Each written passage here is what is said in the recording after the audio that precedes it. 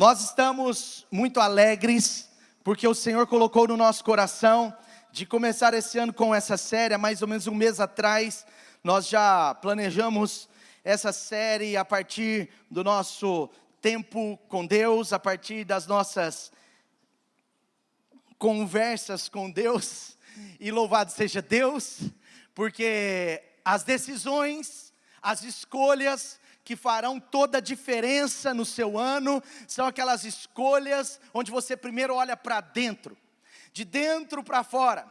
As escolhas que eu e você fizermos dentro de nós, elas impactarão os ambientes, elas transformarão a história de fora, porque nossos olhos não podem estar fora antes de estar dentro. A palavra de Deus diz, o Senhor mesmo diz, que o reino de Deus está dentro de vós. Mas Ele também diz que esse reino é palpável, ele é conquistável, ele é tocável. Ué, mas está dentro de nós, por quê? Porque começa dentro de nós, amém? Portanto, as escolhas que nós precisamos fazer para ter um ano abençoado, para ter um ano de acordo com a graça, a vontade de Deus, elas têm muito mais a ver com dentro de nós do que com fora de nós. Eu quero te explicar isso melhor, mas essa série é para iniciarmos o ano de 23 e falarmos de algo ou de algumas coisas que são cruciais para esse calendário, amém? Então, por que essa série logo na largada? Poderia ser em maio, em junho, mas nós decidimos em janeiro. Por quê? Porque nós queremos apontar para você no profético, aquilo que é o principal. Não é só algo assim, tão assim, não, mas é algo intencional. Se eu quero te explicar uma coisa, que muitas séries onde nós ministramos, elas são totalmente fluídas em Deus, mas elas têm a ver com uma intencionalidade espiritual sobre a sua vida e a minha vida. Sabe, para você entender melhor, cada vez que você recebe a oportunidade de estar numa série, elas são diferentes. Nós fizemos ano passado séries sobre todo dia com o Pai, oração, sobre vida de leitura bíblica. Nós fizemos série sobre uma vida abençoada, área financeira. Nós fizemos série sobre Além de Mim, foi uma série onde nós olhamos mais para fora, no sentido de entendermos que o Evangelho e tudo que recebemos não é só para nós. Quantos lembram? Nós temos série Ordem e Progresso. Quantos testemunhos dessa série? Quantas pessoas chegaram para a gente e falaram: eu estou colocando minha casa em ordem, minha vida em ordem, minha família em ordem, minhas finanças em ordem. Quantas coisas vão acontecendo, porque nós sabemos que esse progresso é resultado de uma ordem que precisamos organizar, desde que Deus organizou a terra para a criação do homem, amém? Então, as séries, elas muitas vezes têm alguma coisa do nosso coração, alinhado ao coração de Deus, intencional. E esse ano nós falamos como vamos começar o ano. E essa série, ela é intencional, para começarmos o ano, olhando para aquilo que é principal, olhando para aquilo que precisa ser transformado dentro de nós, olhando para escolhas que eu e você precisamos fazer, que mudarão o nosso ano, amém? Que mudarão o nosso ano. Fica à vontade, irmão. É porque você veio assim, bem para cima de mim. Eu fiquei com medo de você me dar um beijo aqui, cara. Então, é uma série, assim, orientativa, né? Para te dar sensibilidade àquilo que é principal. E eu quero ler o texto base, não vai ser o texto dessa palavra de hoje, mas dessa série, onde nós olhamos para Jeremias 29. Jeremias 29, se os irmãos puderem me dar mais ar-condicionado aqui, eu agradeço os irmãos aí da atmosfera, diaconato. Aqui está fervendo, não sei se é o fogo do Guilherme aqui com a banda, mas algo está fervendo aqui. Se for esse fogo, tá bom, não vai adiantar o ar. Jeremias 29, versículo 11, Jeremias 29, versículo 11, diz assim: porque sou eu que conheço os planos que tenho para vocês. Quem que está dizendo isso? Quem está dizendo isso? Deus, diga Deus. Deus está dizendo, Ele conhece os planos, Deus tem planos para a sua vida. Agora Ele diz no plural, para nós, para vocês, diz o Senhor, planos de fazê-los prosperar, e não de causar-lhes dano, planos de dar-lhes esperança e um futuro. Quando olhamos para 23, nós não podemos olhar diferente daquilo que o Senhor está dizendo. E Ele não está dizendo que tudo vai dar certo e nada vai dar errado. Ele não está dizendo que vai ser perfeito. Ele não está dizendo só de uma área da sua vida, mas Ele está dizendo que Ele sabe o que faz. Ele está dizendo, o meu plano é perfeito para você, mesmo que aos seus olhos possam ter alguma coisa errada, mas os meus planos são planos de bênção para a sua vida. Planos de fazê-los prosperar, de não ter dano, de ter esperança em um futuro. Mas veja o contexto que Jeremias 29 se encontra. Ele não para aqui. Aliás, esse texto antes, ele está falando, construam casas, vocês vão se dar bem.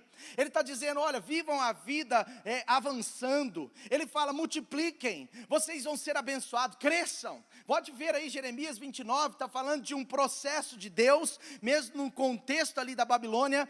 Deus está falando para eles, olha, vocês podem construir casas que vai dar tudo certo. Vocês podem crescer e multiplicar, porque eu vou abençoar vocês. Os seus filhos serão melhores, os seus netos melhores ainda. Deus está dando uma promessa do versículo 6, 7, 8, 9, mas quando ele chega no versículo 12, agora ele está completando tudo que ele está falando, e ele diz, então, ou seja, então, vocês clamarão a mim, virão orar a mim, e eu os ouvirei, veja, sabe o que eu estou querendo dizer? Que todo aquilo que Deus quer fazer, toda a esperança que há no Senhor para a sua vida e para a minha vida, estão sempre conectadas ao clamar a mim, ao orar a mim, e a eu ouvir você, diz o Senhor. Então sabe de uma coisa, talvez o que Deus está aqui querendo falar para nós, é que apesar dos planos dele serem maravilhosos, planos que apontam esperança, futuro, e aliás eu não consigo ver Deus olhando para nós como alguns cristãos tão estranhos, que eu não consigo ver Deus olhando para nós e dizendo assim, eu tenho um plano para a sua vida, amém Senhor, amém, eu tenho um plano que você fracasse, eu tenho um plano de muitas perdas para você, eu tenho um plano de desesperança, e eu tenho um plano de um péssimo futuro. Eu não consigo enxergar isso, eu não sei aonde tiraram isso das escrituras, mas aqui a palavra de Deus está dizendo diferente. Ela está dizendo, olha, eu tenho um plano maravilhoso, inclusive eu vou ver os seus filhos na prosperidade, eu vou ver os seus filhos avançarem, eu vou ver os seus filhos multiplicarem nessa terra, eu vou ver a coisa acontecer, sabe? Mas existem escolhas em Deus que definem muito da nossa vida. Por isso que ele termina o texto dizendo, vocês precisam clamar a mim, orar a mim, e então eu os ouvirei. Amém? Então as grandes escolhas que nós fizermos dentro de nós, elas apontarão as maiores vitórias elas apontarão as maiores vitórias de Deus em nós. O que eu quero dizer para você, preste atenção, nesse texto você vê como que Deus está falando de promessas, de esperança, mas Ele conclui falando daquilo que precisa acontecer para que tudo aconteça. Não está desconectado.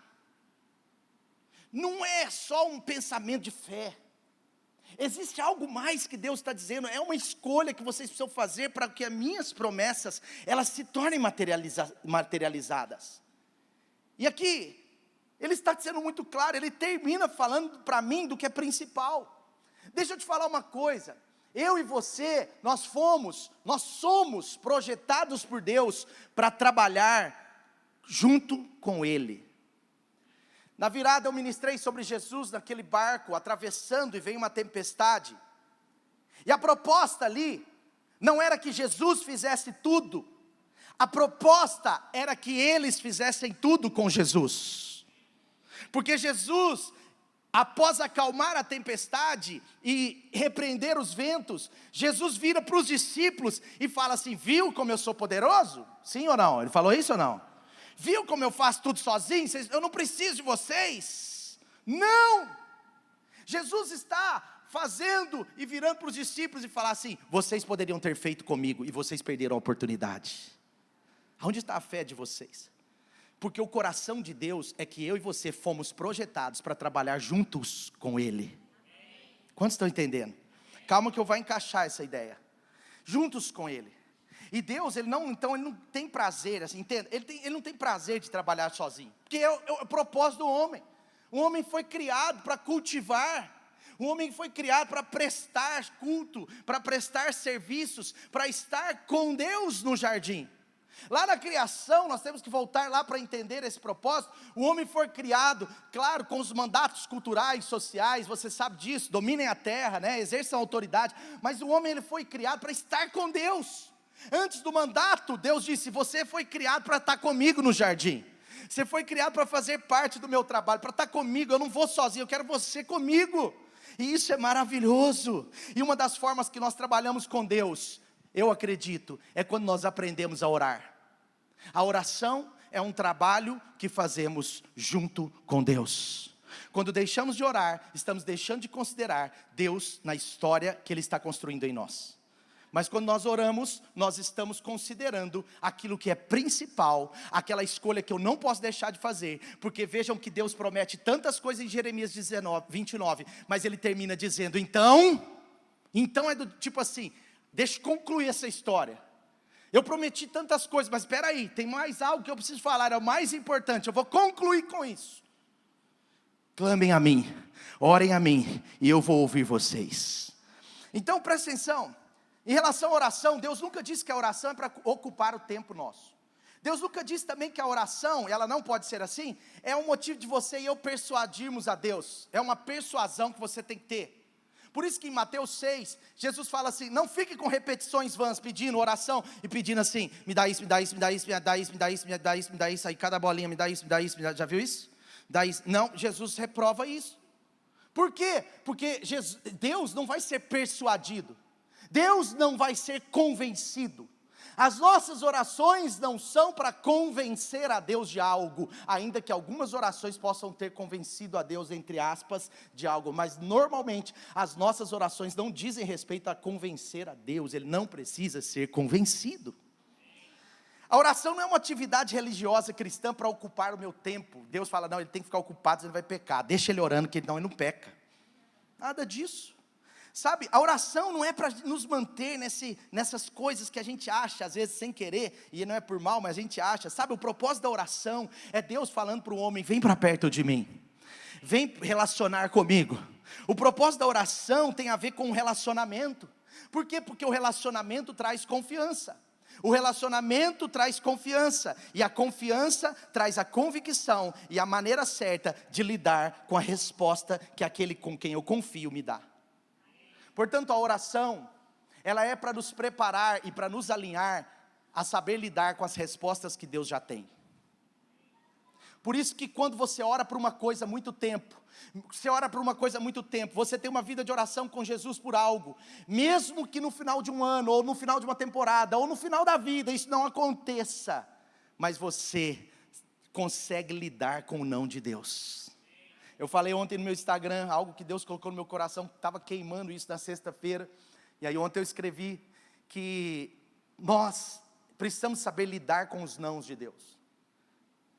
Quando os meus pais, quando eu era criança, até adolescente, meus pais me davam nãos, e alguns nãos que eu recebi, eu tive dificuldade em entendê-los no momento, mas eu confiava.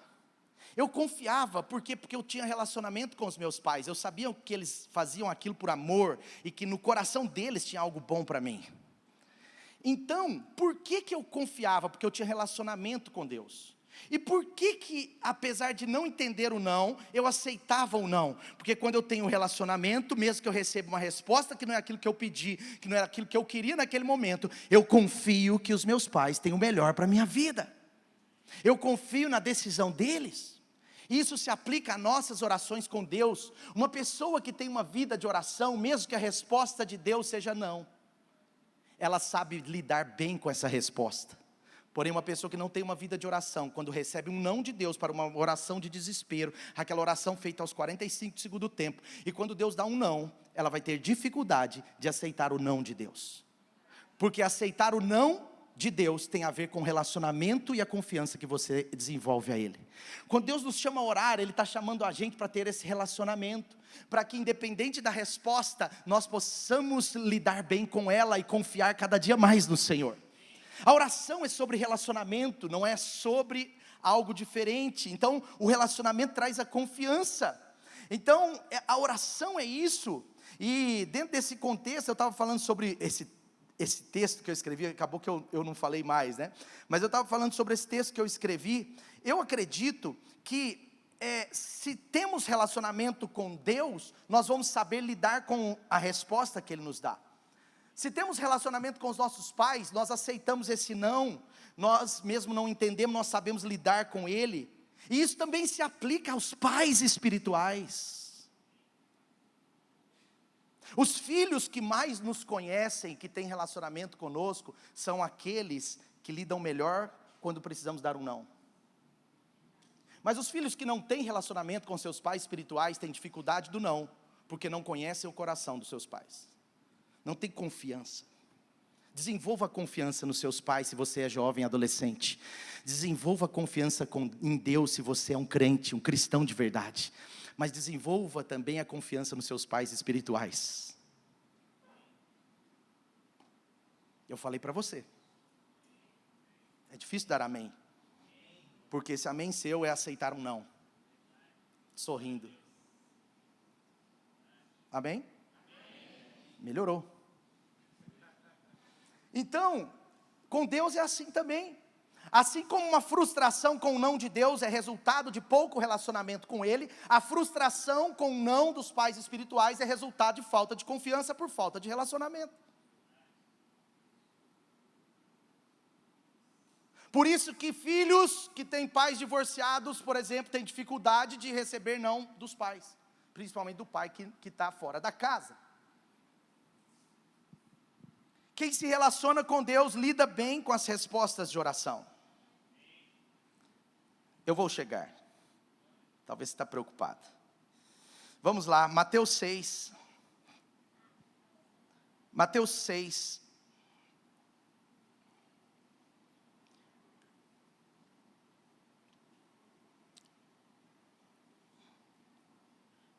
Versículos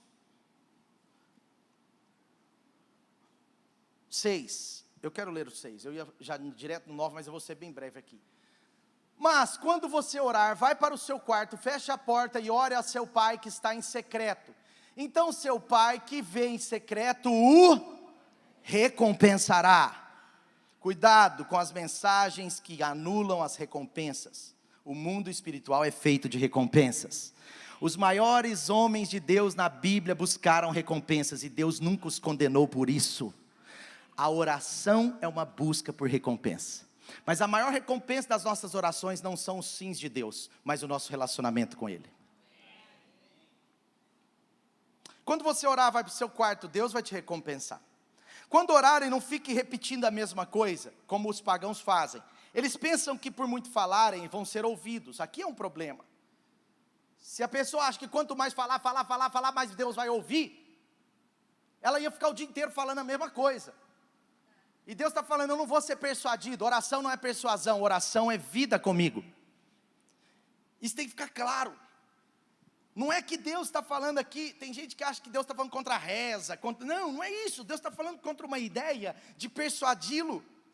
Sabe, eles pensam que por muito falarem serão ouvidos, não sejam iguais a eles, porque o seu pai já sabe de tudo que precisam, mesmo antes de pedir. E é aqui que alguns erram, porque tem gente que fala, se meu pai já sabe tudo que eu preciso, antes mesmo de eu pedir, para que pedir?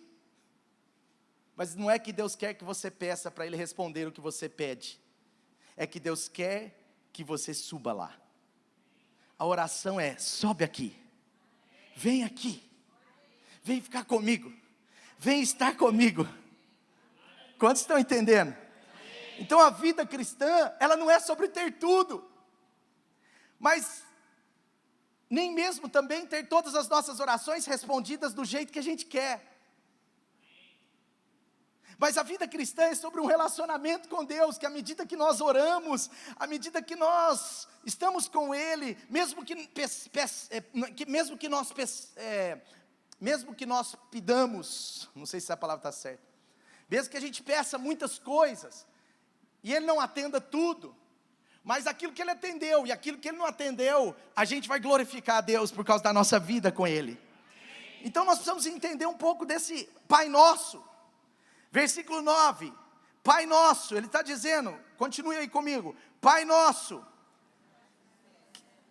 santificado seja, olha como você gosta de orar o Pai Nosso, venha o teu reino, vai lá, continua, seja feita a sua vontade, na terra como no céu, dá-nos hoje o nosso pão de cada dia, perdoa as nossas dívidas, assim como perdoamos os nossos devedores, não nos deixe cair em tentação, mas livra-nos do mal, porque teu é o reino, o poder e a glória para sempre, amém.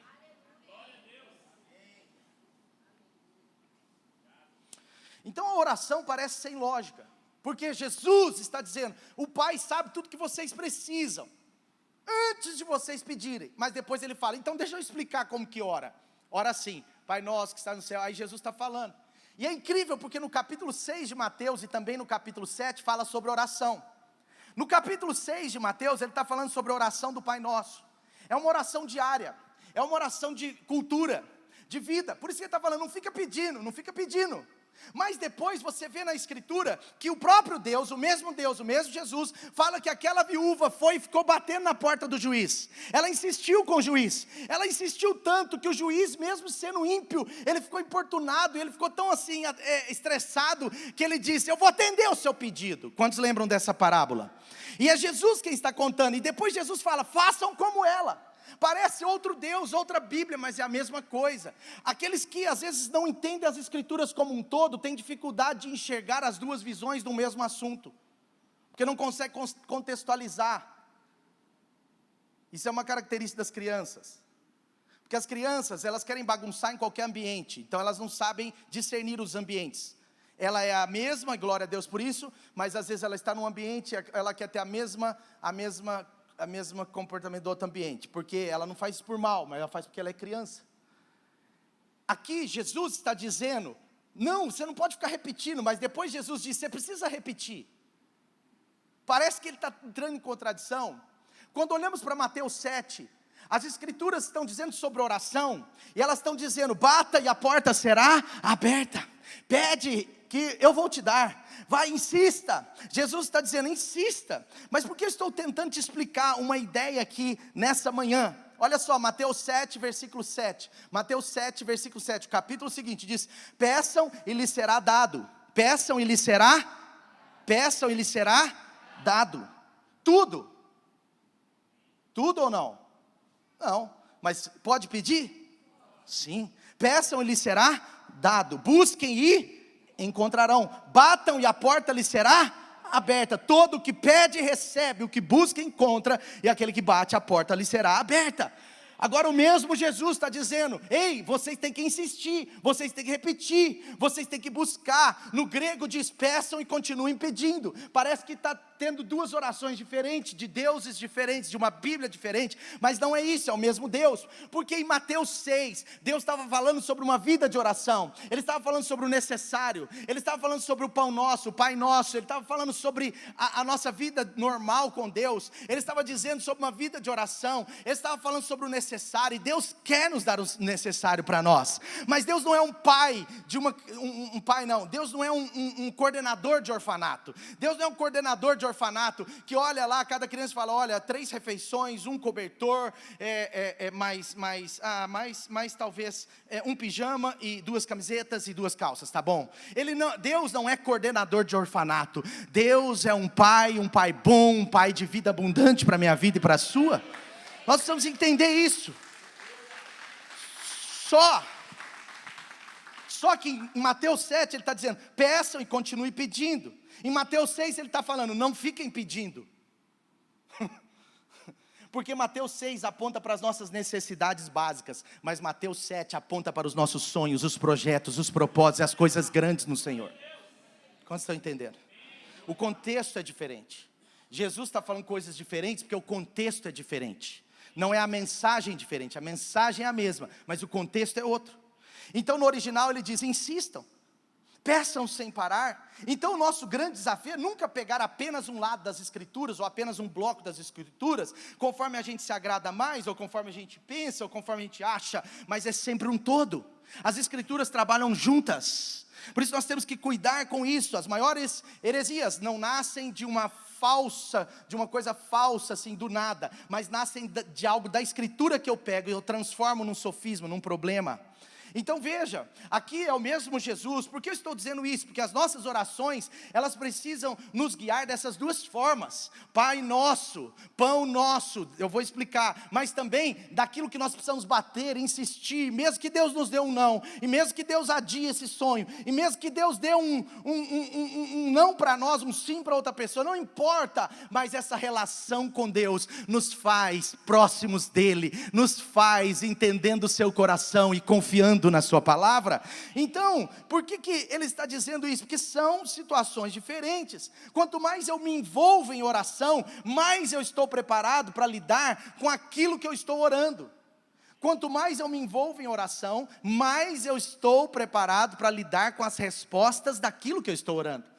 Por exemplo, quando nós oramos pela vida da pastora Clauzira, minha mãe, nós oramos tanto, nós pedimos tanto, nós clamamos tanto, nós choramos tanto, nós adoramos tanto, nós fizemos tantas coisas, e às vezes nós olhamos para trás e falamos, não adiantou nada, porque Deus a levou, e o nosso pedido era vida, vida, vida.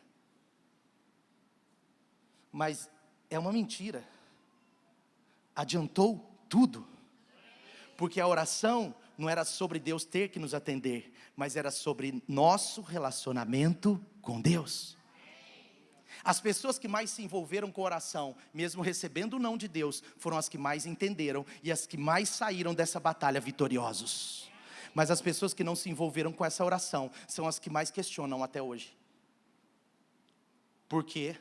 Porque oração não é sobre Deus atender todos os nossos pedidos, mas é sobre Deus nos ter perto dEle. Então a gente precisa entender isso. A escolha mais importante que eu e você precisamos fazer para 23 é uma vida de oração. Quanto mais eu me envolvo com Deus em oração, mais eu estou preparado para lidar bem com aquilo que eu estou orando e com a resposta que Ele vai me dar, mesmo que seja negativa.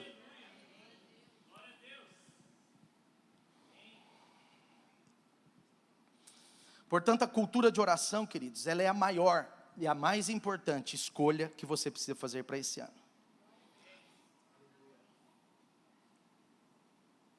Voltando para a história, Pai Nosso, diga comigo aí, Pai Nosso. Só isso, Pai Nosso. Pai Nosso, aqui é um modelo de oração. Preste atenção, essa não é a oração de Jesus. Essa é um modelo de oração para mim, para você, não é dele. A oração de Jesus era diferente. É o modelo para nós. Por quê? Porque essa oração tem pecado. Jesus não tinha pecado. Ele fala, perdoa os nossos pecados. Mas ele não poderia orar isso. É um modelo de oração. Jesus está nos ensinando ao arroz com feijão da oração. Sabe? E é verdade que essa oração começa com a palavra certa. Pai Nosso. Diga comigo, nosso.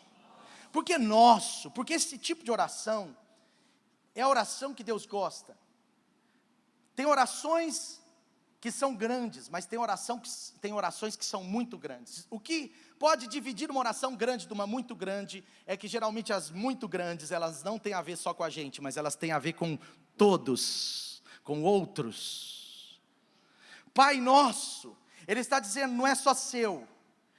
Ou seja, você tem irmãos, você tem filhos.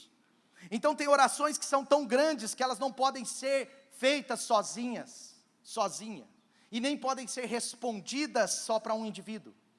Pai Nosso, é sobre o coletivo, sabe? Às vezes nós não damos valor a isso, e a pergunta que eu te faço, para você pensar comigo, é claro que eu tenho a resposta, eu não sou bobo. Quando eu fui professor, eu já fiz algumas perguntas que eu não tinha resposta, achando que eles tinham. E aí quando eu vi que ninguém tinha, eu tinha que me humilhar e falar, eu também não tenho.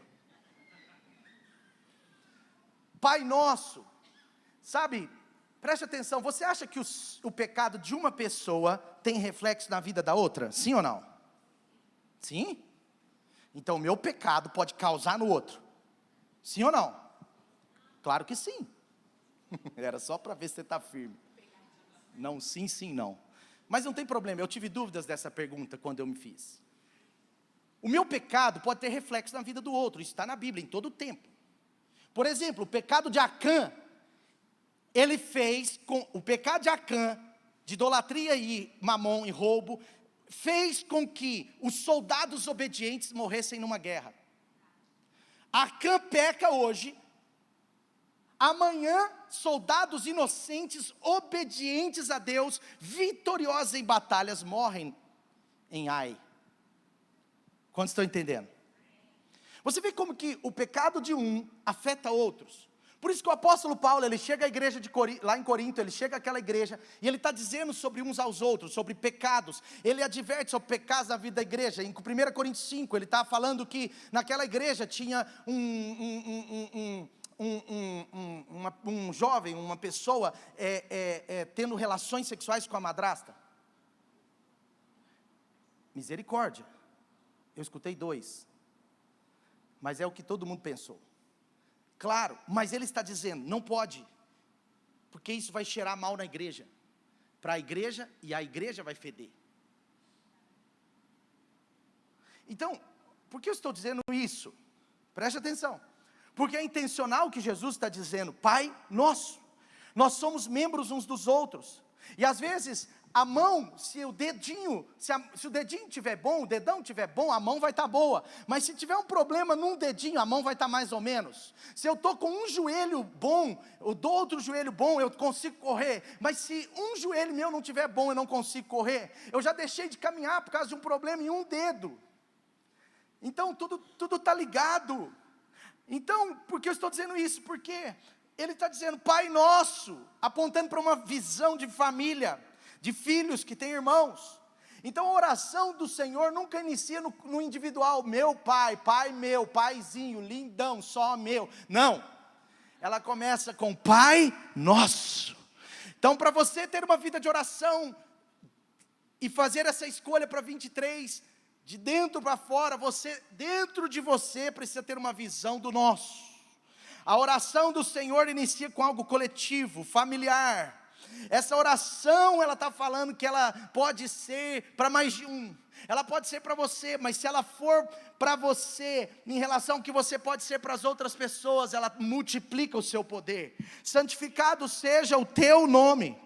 Não é? Eu vou passar bem rápido aqui, mas está dizendo, olha, de uma maneira comum, ele está dizendo, você precisa viver à medida do possível, assim, buscar viver uma vida que glorifique o nome do Senhor. Uma vida de santidade. Santidade, ela é uma posição, mas ela também é um processo. A santidade, à medida que cremos em Jesus, ela se torna uma realidade em nós, mas ela tem um potencial de melhorar, até o dia que nós podemos chegar próximos à medida de Cristo. O nosso alvo é Cristo, o nosso alvo é ser santo como Ele é santo, mas é fato que apesar de hoje ainda não sermos, nós precisamos olhar para lá e não caminhar para trás, mas para frente. Santificado seja o teu nome. Sabe, uma das coisas que podem atrapalhar muito a santificação do nome de Deus, é quando, por exemplo, pessoas usam o nome de Deus em vão. Usar o nome de Deus em vão, não é quando você fala, ai meu Deus, vai bater.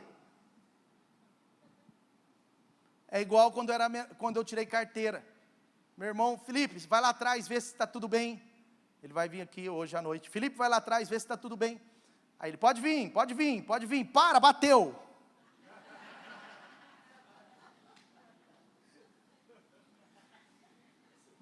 Mas sabe, usar o nome de Deus em vão não é quando você fala, ai meu Deus, isso é pequeno demais, pode ser que isso seja também. Usar o nome de Deus em vão é quando você fala em nome de Deus aquilo que Deus não disse. Porque Deus me disse que eu preciso dar um tempo. Foi Deus que te disse ou sua carne que está sendo vitoriosa? Porque Deus me disse que apesar de eu estar nessa situação, Ele entende, Ele é meu amigo e Ele está comigo mesmo nessa situação de vale. Que vale, irmão? Minha vida de pecado. Deus está com você lá? Porque uma coisa é um vale, outra coisa é uma vida de pecado. A questão não é estar em pecado somente, mas é dizer que Deus está nisso. Deus me disse, Deus me direcionou a fazer isso. Deus, foi Deus mesmo? Você tem certeza ou você está usando o nome de Deus? Isso é usar o nome de Deus em vão, é dizer Deus me disse quando Ele não disse. Mas vamos avançar, venha o teu reino, seja feita a sua vontade, assim na terra como nos céus. Veja que é uma declaração: venha o teu reino, faça a sua vontade. E eu fico olhando e vendo, imagina só na nossa vida, gente, todo o céu sendo materializado. A vontade de Deus é a vontade celestial. Então quando nós oramos, nós estamos pedindo: Deus, seja o céu da minha vida. A minha vida tem que ser mais parecida com os céus. Nós estamos dizendo: Senhor, eu quero fazer parte do seu reino. Sabe, Deus, querido, Ele ama nos responder com os céus.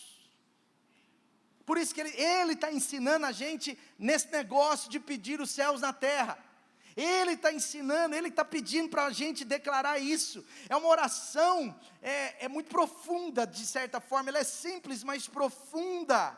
Então quando você pede: venha o teu reino, seja feita a tua vontade, aqui na terra como nos céus, é que você está dizendo: eu vou ser usado pelo Senhor conforme a vontade dos céus, conforme a vontade do teu reino. Então se eventualmente você tem um amigo que está passando uma luta, uma depressão, você pode ser usado por Deus para que os céus se manifestem na vida dele. Quando você vê uma pessoa sofrendo, você pode ser a representação de Deus para os céus, para esses céus serem manifesto na vida da pessoa. Então nós precisamos cuidar disso. Quando nós oramos: venha o teu reino, seja feita a tua vontade, nós estamos pedindo algo que às vezes vai custar algo em nós. Se eu e você fazemos orações sem disposição de fazer o que Deus quer, pode ser que essas orações estão muito fracas. Nós precisamos aprender a orar fazendo a vontade de Deus. Portanto, a nossa oração, ela precisa vir acompanhada de uma disposição de obediência. Alguém disse: nunca ore se você não vai fazer nada depois. Não foi eu que disse, muito forte. Porque a nossa oração, ela nos dá um alvo para atacar, mas a nossa obediência é que nos faz acertar esse alvo. Dá-nos hoje, diga comigo: dá-nos hoje o pão de cada dia, o nosso, está aí o texto, o nosso pão. Dá-nos hoje o pão nosso. Sabe, preste atenção, eu entendo que quando eu oro, Deus me responde, muitas vezes Deus me responde, mas preste atenção, aqui Ele está dizendo: dá-nos hoje o pão nosso de cada dia. Preste atenção que você vai pegar uma ideia muito incrível aqui. As pessoas que têm vida de oração, elas aprendem a ter o pão de amanhã hoje. O Senhor é o meu, Salmos 23, o Senhor é o meu, Ele será ou Ele é? O Senhor é o meu pastor, certo? O Senhor é o meu pastor, Ele é o meu pastor hoje, e por isso de nada terei falta.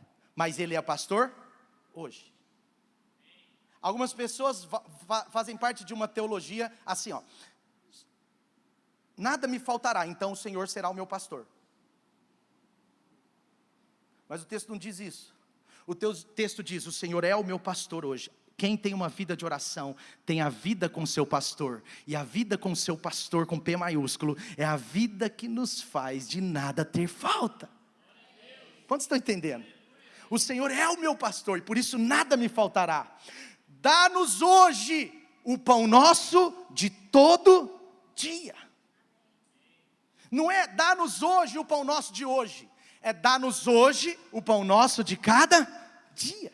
Quando Deus leva aquele povo para o deserto, Ele chama Moisés para uma conversa, e Ele diz: hoje eu estou dando para vocês o meu maná. Mas Ele nunca mais falou nada, porque Ele não estava dando só para aquele dia, mas para os 40 anos que eles precisavam. Ele diz: hoje estou dando para vocês o meu maná. E Ele disse: aquele que pegar 2 vezes, no outro dia vai estragar. E os bonitinhos, que não tinham esse mesmo coração, eles pegavam uma jarra num dia, mas no outro dia eles falavam: eu vou aproveitar. Eles pegavam 2 jarras, e aí eles comiam uma naquele dia, e no outro dia, a outra jarra estava estragada. O maná se perdia, porque Deus disse: hoje eu dou para vocês o maná de cada dia.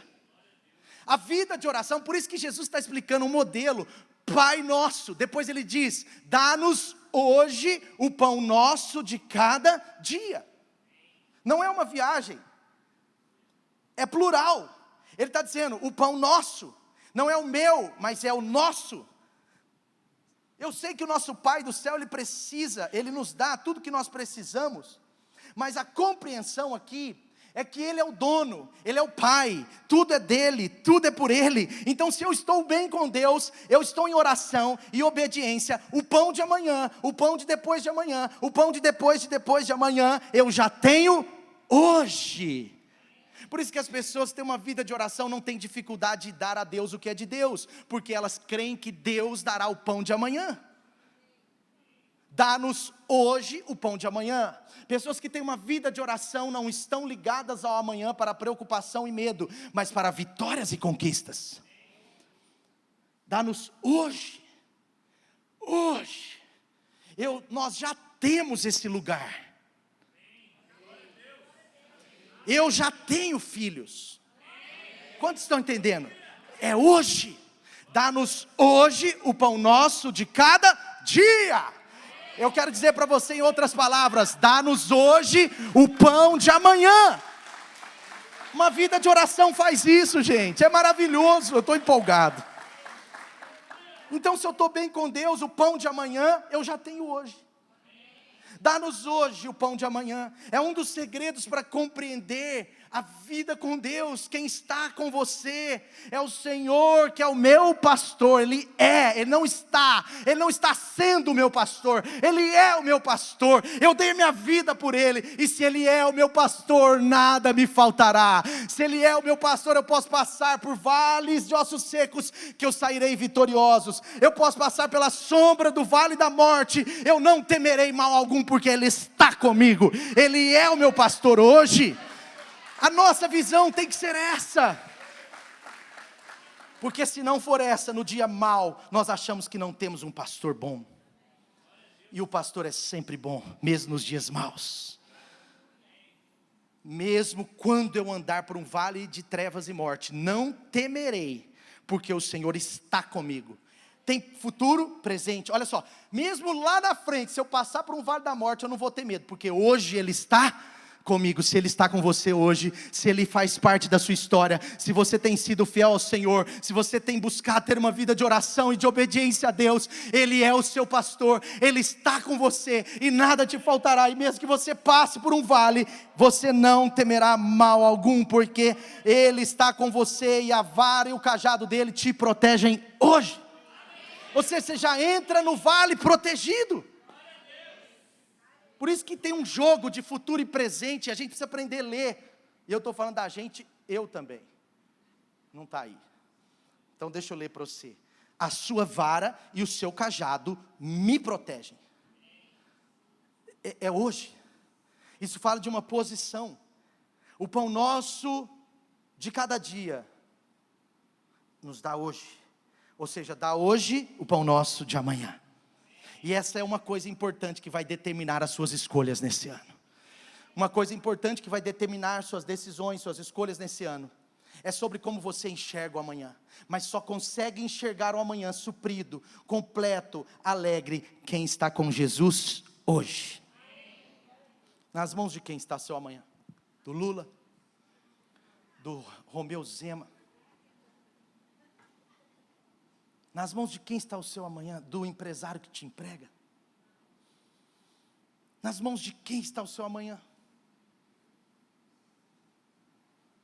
Nós temos que saber que antes do nada me faltará, Ele precisa ser o nosso pastor. E por que será que algumas pessoas só recebem respostas de oração aos 45 do segundo tempo? Todo mundo que recebe a resposta de oração lá aos 45 do segundo tempo, vamos pensar numa resposta favorável, sempre fala assim: Deus é maravilhoso. No final, lá no último minuto, Ele sempre responde.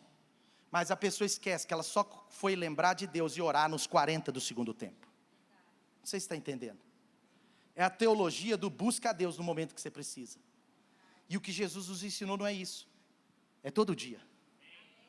O modelo de oração não é para quando precisamos dele, é para quando estamos nele. A vida de oração não tem a ver com os momentos que você precisa dele, tem a ver com hoje, tem a ver com o dia a dia. E eles criaram essa teologia do Deus que vem quando a gente precisa. Então, quando eu preciso, eu clamo, e Deus, olha como Deus é bom, maravilhoso. Olha, eu orei aos 43 do segundo tempo, e Ele respondeu aos 45 do segundo tempo. E a minha pergunta é, por que você não tinha uma vida de oração? Ele poderia ter respondido aos 2 minutos do primeiro tempo. Então a pergunta é a seguinte, será que Deus fez mesmo aos 45 do segundo? Ou eu que somente fui orar tarde demais? Então, esse texto ele diz, Pai Nosso, e depois ele diz, Pão Nosso. Sabe por quê? Porque eu penso assim, sabe querido, que todas as vitórias de Deus só para a minha vida também são legítimas. Mas as vitórias que vão além da minha vida, ou que são na minha vida para abençoar outras pessoas, elas são ilimitadas, elas não pararão de acontecer. Porque a visão de Deus sobre uma vida de oração não é só orar para mim mesmo, mas orar para o que Deus quer fazer na vida de outras pessoas, na vida da nossa nação, na vida dos nossos filhos, na vida dos nossos discípulos, na vida da nossa igreja, hoje e para sempre. A nossa oração é Pai Nosso, é uma oração do pão nosso. Não é o pão meu, é nosso. Por quê? Porque Jesus está ensinando uma oração de forma correta. O Senhor é o meu pastor e nada me falta. É uma oração lá atrás que ele estava dizendo, quando o Senhor me supre, eu vou ser um rei maravilhoso para Israel. Davi não estava dizendo para si mesmo, mas ele estava dizendo, quanto mais o Senhor fizer na minha vida, mais o Senhor estará fazendo na vida do meu povo. E essa outra teologia que foi criada também, talvez assim, né, uma outra teologia é que as proezas, as bênçãos financeiras, familiares, profissionais, os sims de Deus, eles são para nós, simplesmente para mim. E é claro que Deus dá coisas para você, é claro que Deus pode te abençoar, é claro. Mas a pergunta que eu te faço é, aliás, o conselho que eu te dou é, valorize mais as orações que apontam para um propósito maior do que para você mesmo. Porque nos dias de hoje, muitas coisas apontam só para o propósito de Deus na minha vida, mas a pergunta de Deus é, o que isso vai ter a ver com a vida dos outros? Então quem sabe o pão nosso é sobre o que Deus vai nos dar, e não sobre o que Deus vai me dar. Por favor, eu não estou anulando aqui o que Deus vai te dar. Até porque se o que Deus vai te dar for para dar para você e para outros, isso vai se tornar mais fácil ainda de acontecer. Porque a oração modelo de Jesus é Pai Nosso, Pão Nosso. Tá confuso? Deixa eu te explicar. Quando você pede para Deus um dom de cura, é um dom maravilhoso, peça para Deus. Mas quando você pede a Deus para te dar um dom de cura, quando Deus responder essa oração e te der o dom de cura, é para quem? Quantos entenderam? É para você ou é para os outros? Para os outros. Isso é Pai Nosso, Pão Nosso. Vamos pensar outra coisa. Quando você pede para Deus aumentar o seu potencial na empresa, você tem 3, 4, 5, 6 funcionários, mas você fala, Senhor, eu sou empresário, o Senhor tem me usado, eu quero ter 15 funcionários daqui 2 anos, 10 não, 2 anos, vai acontecer rápido, eu quero ter 15 funcionários daqui 2 anos, Senhor, eu quero isso. Se você pedir com a motivação certa, porque hoje você abençoa 3, 4, 5 famílias empregando, mas pode ser que daqui 2 anos, você vai estar abençoando 15 famílias empregando. Quantos entenderam? Quando você pede para ser aprovado num concurso público, para ser luz naquele lugar, é diferente de quando você pede para ser aprovado num concurso público só para melhorar a sua renda. Um é pecado, mas o outro é nobre, o outro é maravilhoso, é o Pai Nosso. Não é para mim, Senhor. Aliás, não é só para mim, Senhor. É para que algo aconteça através de mim. Então, de dentro para fora, fala de uma escolha aqui dentro, que vai impactar lá fora. É a minha vitória ou é a nossa vitória? Deus aumenta a minha fé. Sim, eu aumento, mas para quê? Para quem? O aumento da fé é para Deus te usar, aumentando as conquistas que você tem na vida de outras pessoas? Ou aumentar a sua fé só para você ter mais? Deus me capacita a liderar. Deus me capacita a liderar. Sabe, Liderança é servir. Quando você pede para Deus capacitar, aumentar o seu nível de liderança, você está pedindo para ser uma bênção, um canal de Deus na vida de outras pessoas. Quando você pede para Deus capacitar você para crescer a sua célula, para multiplicar a sua célula, não você, mas através de você, você está pedindo para Deus: olha, Senhor, eu quero ser uma bênção na vida de mais 10 pessoas, eu quero que o Evangelho mude a vida de mais 10 pessoas, portanto é legítimo, é legítimo. Então pode ter até um limite para as minhas vitórias, mas nunca haverá limite para as nossas vitórias. Portanto, a oração por provisão, ela é uma bênção, ela pode ser feita, ela é uma responsabilidade diária. Dá-nos hoje o pão nosso de cada dia. Não é errado orar por provisão, mas você precisa orar por provisão do jeito que Deus quer. A oração do Pai Nosso é importantíssima, e eu estou quase concluindo, mas eu digo para você: perdoa as nossas dívidas, assim como perdoamos os nossos devedores. Tem uma tradução incrível que diz assim: perdoa as nossas falhas nos deveres para contigo. Perdoa as nossas falhas nos deveres para contigo, assim como o Senhor perdoa a falha dos deveres nosso para conosco, ou para contigo. Ficou ruim aí? Mas é isso. Ele está dizendo: perdoe as nossas dívidas, assim como perdoamos os nossos devedores. Está todo mundo devendo todo mundo. Você está devendo alguém? Alguém está te devendo. A gente está devendo para Deus. Por isso que essa oração Jesus não podia fazer, mas Ele podia ensinar. Por quê? Porque Ele está falando agora do arrependimento. Sabe, o arrependimento das nossas dívidas, ele se dá por uma vida diária de oração. É possível um homem e uma mulher que não tem uma vida diária de oração não se arrepender com constância, mas é impossível um homem e uma mulher que tem uma vida diária de oração é impossível um homem e uma mulher que tem uma vida diária de oração não se arrepender diariamente, porque a vida diária de oração traz um coração de arrependimento. E você pode dizer todo dia: Senhor, eu olho para o meu dia, eu olho para ontem, eu olho para hoje, aquela palavra foi liberada errada, Senhor, eu falei mal de uma pessoa, Senhor, eu desonrei um líder, Senhor, eu desobedeci, olhando para o que eu não deveria olhar, Senhor, eu não fui fiel, Senhor, aconteceu isso, aconteceu aquilo, aconteceu, Senhor, me ajuda, eu me arrependo, perdoa as nossas dívidas, porque eu sei que o Senhor tem nos perdoado. Eu não quero terminar nenhum dia sem tratar uma ofensa que eu fiz a alguém ou a Deus com ele. Eu não quero terminar um dia sem uma atitude errada que eu fiz poder ser colocada no altar do Senhor. Por isso que a palavra de Deus diz: olha, quando vocês ficarem irados, vocês precisam aprender a não pecar. Portanto, apaziguem a sua ira antes que o sol se ponha, ou seja, não deixe para amanhã. Por isso que dentro da oração do Pai Nosso tem um pedido de arrependimento, tem um pedido de perdão, tem um arrependimento embutido, porque todo dia tem que ser um novo dia e um santo dia. E a melhor postura de pedir a Deus sobre tentações, sobre tudo, é primeiro se arrependendo. Primeiro eu me arrependo, depois eu peço ao Deus para nos livrar das tentações. Não nos deixe cair em tentação, mas livra-nos do mal, porque teu é o reino, o poder e a glória para sempre. Amém. Ele não leva ninguém à tentação. Então por que orar? Se Deus não me leva à tentação, por que orar? Lá em Tiago, o apóstolo Tiago diz: Deus não tenta ninguém. Ele não pode ser tentado pelo mal, e Ele não vai tentar você. O apóstolo Tiago está dizendo isso claramente, mas depois ele diz: nós somos tentados pelos enganos do nosso coração, pela soberba, pela cobiça, pelos problemas internos. Por isso que você não pode ficar sem ouvir a palavra poderosa que foi ministrada aqui na terça-feira. Quem estava aqui terça-feira? Levanta a mão aí, aleluia! Terça-feira o pastor Daniel esteve aqui, e foi uma palavra tão poderosa, tão incrível, que virou chaves no meu coração.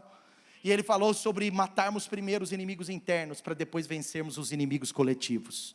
Talvez antes do Pai Nosso, Pão Nosso, você vai precisar ter um arrependimento pessoal. Livra-nos do mal, livra-me do mal, pois teu é o reino, o poder e a glória para sempre. Amém. Nós não podemos perder a percepção, queridos, nunca, até o último dia da nossa vida. Nós não podemos perder a percepção de que somos falhos, de que falhamos, de que podemos ser tentados, falhamos com as pessoas, falhamos com Deus, falhamos conosco mesmo. O problema não é você falhar somente, isso é um problema, mas não é o maior. O maior é quando você perde a sensibilidade daquilo que você está falhando. E uma vida de oração traz para nós uma sensibilidade diária daquilo que eventualmente, diariamente, ainda estamos falhando. O grande problema não são as falhas que cometemos, mas é um coração frio em relação a elas. Porque um coração frio em relação às falhas, ele não nos dá esperança e um futuro como Deus nos promete. Por isso que Deus diz, eu prometo, esperança e um futuro. E então virão a mim, clamarão a mim, orarão e eu os ouvirei. Porque a esperança e o futuro dependem da nossa vida diária de arrependimento e de reconhecimento daquilo que fazemos. Por isso que em Gálatas 6, versículo 1, o apóstolo Paulo está dizendo, irmãos, se alguém for surpreendido em algum pecado, vocês que são espirituais, vocês que já não estão em pecado mais, vocês que já venceram esse pecado, deverão restaurá-lo com mansidão.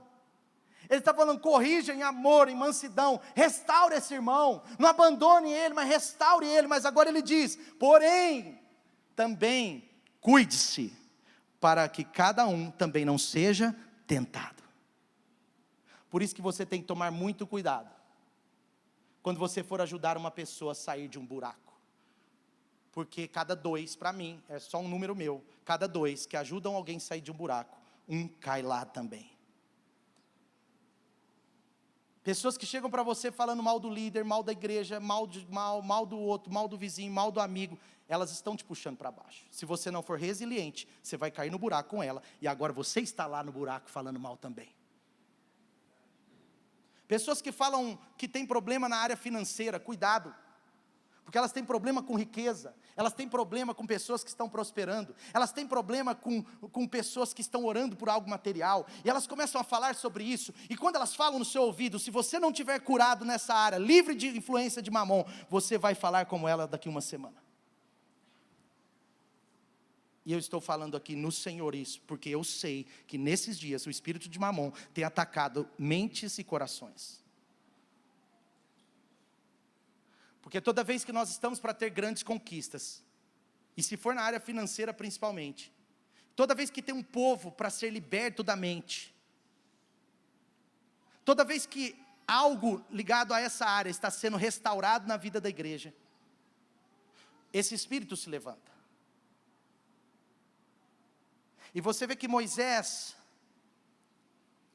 ele chega no Mar Vermelho, ele olha e ele toca o mar, e a Bíblia diz que o mar se abriu de lá para cá, e não daqui para lá.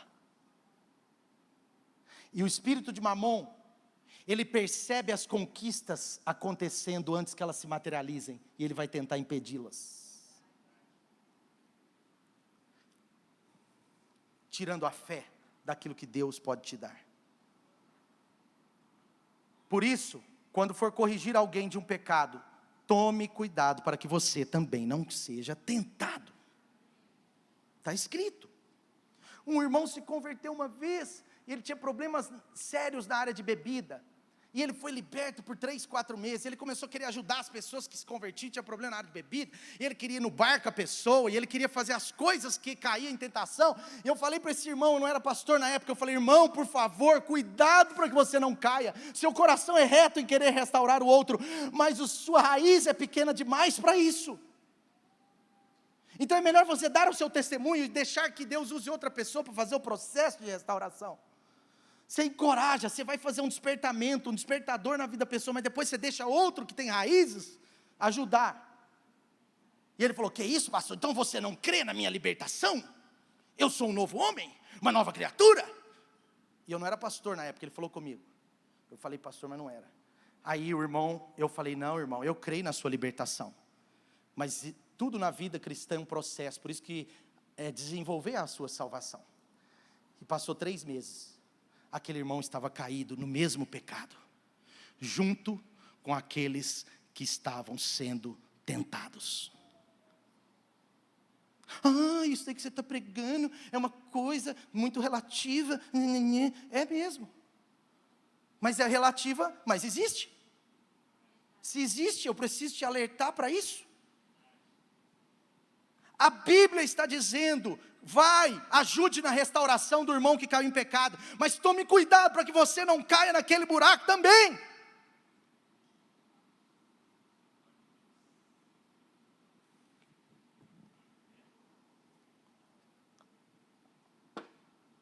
Vamos ficar de pé?